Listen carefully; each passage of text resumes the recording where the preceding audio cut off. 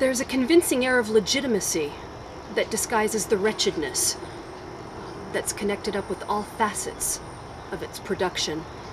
And Robbins explains that the educational materials that many of us grew up with in the classroom, for example, those pyramids telling us that meat was an essential part of our diets, are really nothing more than propaganda from that industry.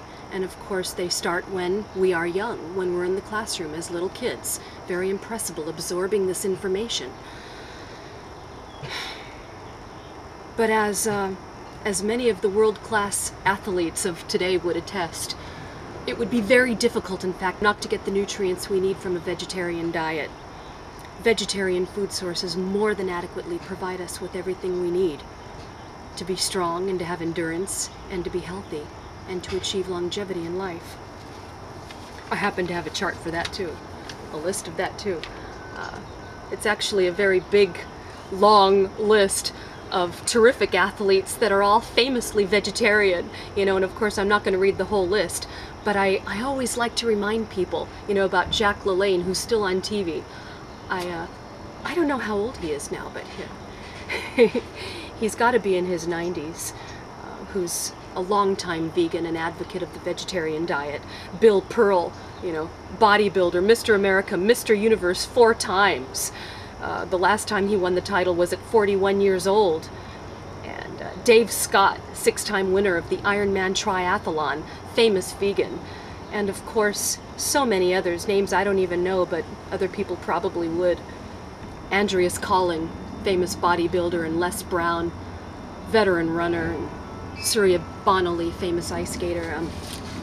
Not to mention the strongest animal on the planet, the gorilla, that could push her car over and lives entirely on a vegetarian diet. So the idea that we need meat to be big and strong is a fallacy of magnificent proportions. I saved this National Geographic article from a couple of years ago, 2005 in fact, entitled "The Secrets of Living Longer." And what I love about it, well, first of all, I love this picture. I love this picture of a 100-year-old woman pumping her own gas. It's such a terrific, adorable shot. Marge Jetton is her name, 100 years old. And, you know, of course it caught my attention, and the article caught my attention. She's featured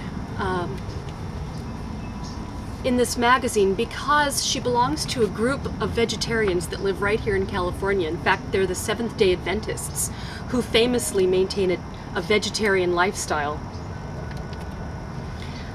Now, of course, their faith plays a big role as well in their healthy lifestyle, and they don't smoke, and they avoid a lot of things that are unclean and unhealthy, but their vegetarianism is famously a part of that. The Adventist Church, born during the era of 19th century health reforms that popularized organized vegetarianism, the graham cracker and breakfast cereals. In fact, John Harvey Kellogg was an Adventist when he made wheat flakes, has always preached and practiced a message of health. The doctrine forbids smoking, alcohol consumption, and eating biblically unclean foods. They avoid caffeine, but they also maintain a vegetarian lifestyle. So I always kept this article with me because it's such a terrific, inspirational article about how the vegetarian lifestyle can be incorporated into our overall life plan, you know, that keeps us clean and that's defined by higher consciousness and defined by nonviolence, and it's good for us and good for the environment and good for animals. And the proof is in the pudding, you know, you don't have to become a Seventh-day Adventist, but I always admired them for that clean lifestyle and the fact that the vegetarianism is very much a part of it, and that they were featured in that article. It's interesting. Man used to be defined as the tool maker. Well, man used to be defined as man. You know, times have certainly changed. But when ethologist, and another one of my heroes, Jane Goodall, reported back to her mentor, anthropologist Louis Leakey, about what she had found while living and working in the Gombe forest in Tanzania. She explained that she had observed chimps not only doing the things we do and playing and forming relationships the way we do and displaying emotions the way we do, but making tools the way we do. And when he reflected on what she was telling him, he said this: "We must then redefine man, redefine tool, or accept chimps as human." There are not many ethologists out there. There are not many people, period, who are willing to spend 30 years the way Jane Goodall did. 30 years of their lives living in a forest somewhere, observing chimps and observing animals in their natural environment. But think about it. That's why we know so little. That's why we know so little about their world and the way they live and their personalities. That's why we're so alienated from them and we so easily draw a line between us and them. She spent all of those years observing the life of chimps. And in so doing, she became our eyes. She helped us understand a world beyond our own world. She helped us understand other creatures that are advanced as us, as advanced as us in many ways and as clever as us. Certainly cute and adorable and playful, and sometimes not so playful. They get into fights with each other the way we do, and they form relationships the way we do. And in observing all of those things, she became the eyes of the world, and she expanded on our own knowledge about ourselves and the world we come from. Thanks to her, and just off the top of my head, people like Penny Patterson and Diane Fossey, who have also helped us understand more about different creatures, gorillas and chimps, and who've shown us that we all share many fundamental abilities, especially that of language. We're not so separate after all. Thanks to Jane Goodall, who's been an inspiration to me, and I had the opportunity to meet her briefly a few years back.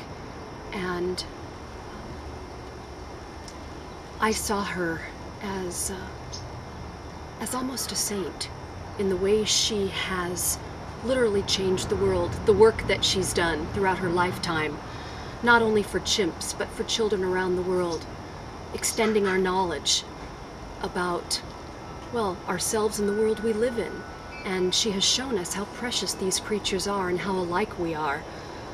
I'm thankful to people like Jane Goodall, who have been our visionaries, but also people like Diane Fossey, Penny Patterson, whose video about Coco, the magnificent Coco I use in class, who have all shown us that we share fundamental abilities with these creatures, especially that of language and our ability to show emotions like guilt, emotions like love and tenderness.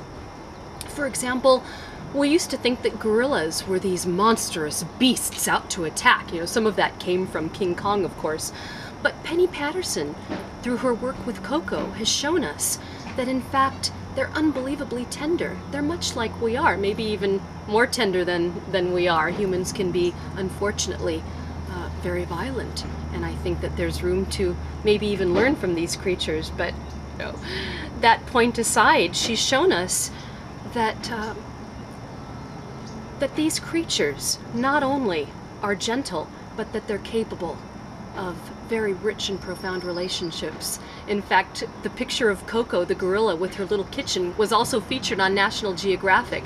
Very famous shot, showing how this big animal that we once thought was so violent was really, just a gentle giant, and fell in love with this kitten and would cradle the kitten in her arms. They were best of friends. And it really forced us to re-examine the stereotypes, the false images that we had of these animals.